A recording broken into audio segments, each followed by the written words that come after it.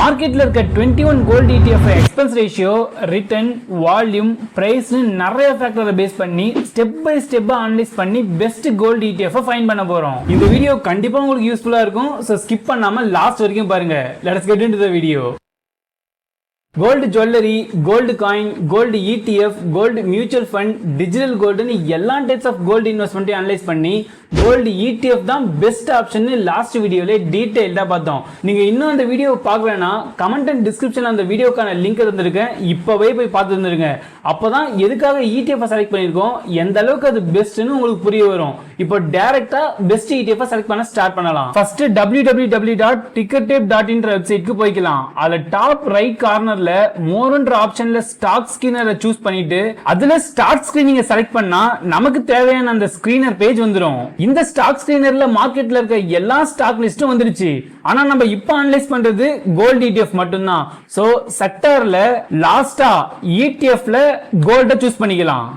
இப்போ மார்க்கெட்ல இருக்க கோல்ட் ETF ஓட லிஸ்ட் மட்டும் நமக்கு கிடைச்சிருச்சு. டோட்டலா 21 கோல்ட் ETF மார்க்கெட்ல அவைலபிளா இருக்கு. நமக்கு கிடைச்ச அந்த 21 ETF அண்ட் அதோட டேட்டா எல்லாத்தையுமே எக்ஸல் ஷீட்ல மென்ஷன் பண்ணிக்கிட்டேன். இந்த 21 ETFல இருந்து தான் பெஸ்ட் கோல்ட் ETF ஃபைண்ட் பண்ண போறோம். Step number 1, analyzing the main factor. First AUM size. AUM னா asset under management. People நம்ம எல்லாரும் சேர்ந்து மொத்தமா ஒரு ETF ல எவ்வளவு இன்வெஸ்ட் பண்றோம் அப்படின்னு சொல்றது தான் இந்த AUM size. இதுல எந்த ETF அதிகமான AUM size வச்சிருக்கோ அதுதான் ஃபர்ஸ்ட் ரேங்க். பிகாஸ் அதை நம்பி தான் people ஆல்ரெடி நிறைய இன்வெஸ்ட் பண்ணிருக்காங்க. இங்க இருக்கிறதுலே மேக்ஸிமம் 22,718 crore AUM size. அப்போ Nippon India ETF gold piece தான் இந்த கேட்டகரியில ஃபர்ஸ்ட் ரேங்க். இந்த AUM price maximum to minimum அப்படின்ற பேசிஸ்ல ரேங்க் பண்ணிட்டேன். தென் எக்ஸ்பென்ஸ் ரேஷியோ, நம்ம ஒரு ETF க்கு பே பண்ண வேண்டிய கமிஷன் தான் இந்த எக்ஸ்பென்ஸ் ரேஷியோ. எந்த ETF கம்மியான கமிஷன் கேக்குறாங்களோ அவங்க தான் ஃபர்ஸ்ட் ரேங்க். இந்த லிஸ்ட்ல இருக்கிறதுலே மினிமம் 0.31% தான். சோ மீரே அசெட் கோல்டு ETF தான் இந்த எக்ஸ்பென்ஸ் ரேஷியோல ஃபர்ஸ்ட் ரேங்க். இந்த எக்ஸ்பென்ஸ் ரேஷியோவை லோ டு ஹை அப்படின்ற பேசிஸ்ல ரேங்க் பண்ணிட்டேன். லாஸ்ட் ஆஃப் பிரைஸ் நான் ஆல்ரெடி ப்ரீவியஸ் வீடியோஸ்ல சொன்னேன். ஜஸ்ட் 10 ரூபீஸ் இருந்தா கூட ஒரு ETFல இன்வெஸ்ட் பண்ணிடலாம். இங்க இருக்கிறதுல மினிமம் 9.81 ரூபீஸ்.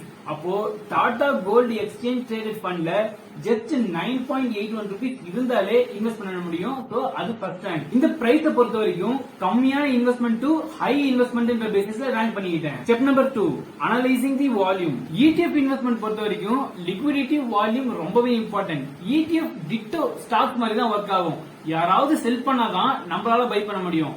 நம்ம செல் பண்ணணும்னா யாராவது பை பண்ணணும். புரியல, இன்னும் டீடைலா எக்ஸ்பிளைன் பண்றேன். ஃபார் எக்ஸாம்பிள், இப்போ டாடா கோல்டு ETF இன்வெஸ்ட் பண்ண போறோம்னு வச்சுக்கலாம். இந்த ETF கான பிரைஸ் 9.8 ரூபீஸ். ஜஸ்ட் கொஞ்ச நேரத்துக்கு முன்னாடி தான் பார்த்தோம். டோட்டலா ஒரு 5,000 ரூபீஸ் இன்வெஸ்ட் பண்ணா டோட்டலா நம்ம கிட்ட 509.7 யூனிட் கிடைக்கும். ஆக்சுவலா 5,000 ரவுண்டாலாம் இன்வெஸ்ட் பண்ண முடியாது. மல்டிபிள்ஸ் ஆஃப் 9.8 ரூபீஸ் தான் இன்வெஸ்ட் பண்ணணும்.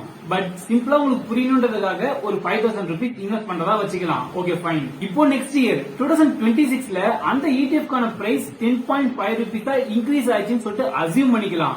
அந்த டைம்ல செல் பண்ணா டோட்டலா நமக்கு 5,351 ரூபீஸ் கிடைக்கும்.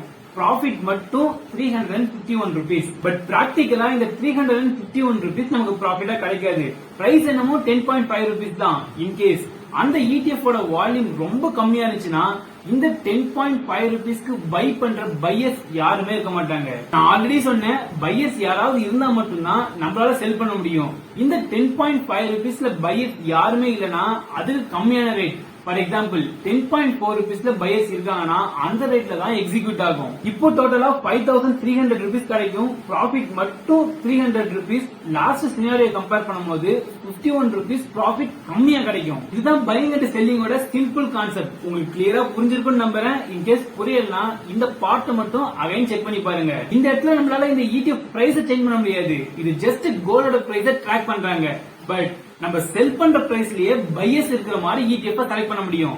அதை செக் பண்றது தான் இந்த வால்யூம். இந்த எக்ஸல் ஷீட்டை ஆகஸ்ட் 5 அன்னைக்கு கிரியேட் பண்ணேன். Just 2 days before. அன்னைக்கு ஆகஸ்ட் 5 அன்னைக்கு 361 கோல்ட் ETFல டோட்டலா 2085 buyers and sellers இருந்திருக்காங்க. Same day Aditya Birla gold இடிஎஃப்ல அரௌண்ட் 2,60,592 buyers and sellers இருந்திருக்காங்க. ஜஸ்ட் ஒன் டேலே அரௌண்ட் 2,60,000 buyers and sellers இருந்திருந்தா நம்ம எந்த டைம்ல செல் பண்ணாலும் கண்டிப்பா ஏதோ ஒரு பையர் சத்தி எடுத்திருப்பாங்க. கரெக்ட் தானே? இருக்கிறதுலே மினிமம் பரோடா கோல்ட் இடிஎஃப்ல அன்னைக்கு ஆகஸ்ட் 8 அன்னைக்கு ஜஸ்ட் 1,166 buyers and sellers தான் இருந்திருக்காங்க.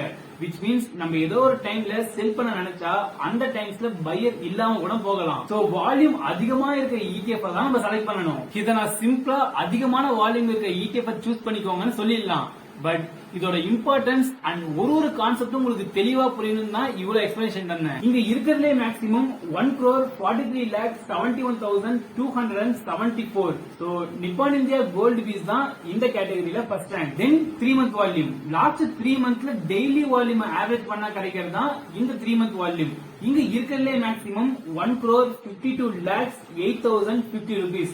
சோ இந்த 3 மந்த் வால்யூம்லயும் நிப்பான் இந்தியா கோல்டு பீஸ் தான் ஃபர்ஸ்ட் ரேங்க்ல இருக்கு. Step number 3, analysing the return. நான் இந்த ரிட்டர்ன்ஸ் பத்தி டீடைலா எக்ஸ்பிளைன் பண்ணணும்னு அவசியம் இல்ல. ஒரு வீடியோலயும் இந்த ரிட்டர்ன்ஸ் பத்தி டிஸ்கஸ் பண்ணிட்டு தான் இருக்கும். First 1 year return. இந்த ETF பொறுத்த வரைக்கும் ரிட்டர்ன்ஸ்ல அந்த அளவுக்கு சேஞ்சஸ் தான் இருக்காது. பிகாஸ் எல்லா ETFயும் கோல்டு பிரைஸ் தான் ட்ராக் பண்றாங்க. பட் ட்ராக்கிங் எரர் பேஸ் பண்ணி ஒரு சில டெசிமல் பாயிண்ட் சேஞ்சஸ் இருக்கும். இது இருக்கிறதுலே மேக்ஸிமம் 43.13. சோ இன்வெஸ்ட்கோ இந்தியா தான் இந்த கேட்டகரியில ஃபர்ஸ்ட் ரேங்க். தென் 5 years CAGR. Last 5 years annual return average பண்ணா கிடைக்கிறது தான் இந்த 5 years CAGR. இங்க இருக்கிறதுலே மேக்ஸிமம் 11.93 தான்.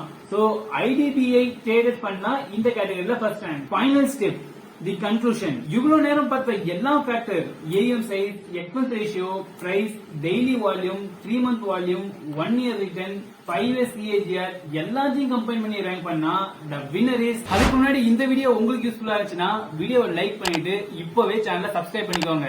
சப்ஸ்கிரைப் பண்ணிட்டீங்கன்னு நினைக்கிறேன். உங்களுடைய சப்போர்ட் தான் எனக்கான motivation. And the winner is ICICI Prudential gold ETF. Tata gold exchange traded fund second ரேங்க்ல இருக்கு. Nippon India ETF gold bees third ரேங்க்ல இருக்கு. SBI gold ETF fourth rank. HDFC gold exchange traded fund fifth ரேங்க்ல இருக்கு. ஓவராலா first ரேங்க்ல இருக்க ETF தான் இன்வெஸ்ட் பண்ணணும்னு அவசியம் இல்ல. நமக்கு கிடைச்ச டாப் 5 ETF தனியா எடுத்துக்கிட்டேன். மேஜரா எக்ஸ்பென்ஸ் ரேஷியோ, 3 மந்த் வால்யூம், இந்த ரெண்டு ஃபேக்டர் தான் ரொம்ப ரொம்ப இம்பார்ட்டன்ட். எக்ஸ்பென்ஸ் ரேஷியோல ஃபர்ஸ்ட் ரேங்க்ல இருக்க டாடா கோல்டு எக்ஸ்சேஞ்ச் ட்ரேடட் ஃபண்ட்லயும் இன்வெஸ்ட் பண்ணலாம்.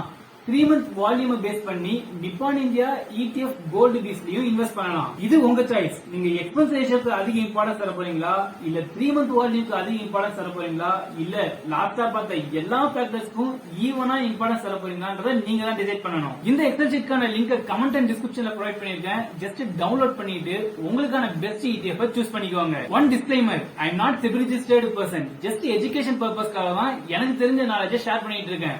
Do your own analysis before taking any financial decision. ஃபைனலா நீங்க எந்த கோல்ட் ETF இன்வெஸ்ட் பண்ணிட்டு இருக்கீங்க ஆர் எந்த கோல்ட் ETF இன்வெஸ்ட் பண்ண போறீங்க அப்படின்றத கமெண்ட்ல சொல்லுங்க. மோரோவர் உங்க தாட்ஸ், சஜஷன் எல்லாத்தையுமே கமெண்ட்ல சொல்லுங்க. Just a beginning, more things to learn. We will grow together and escape from normalcy.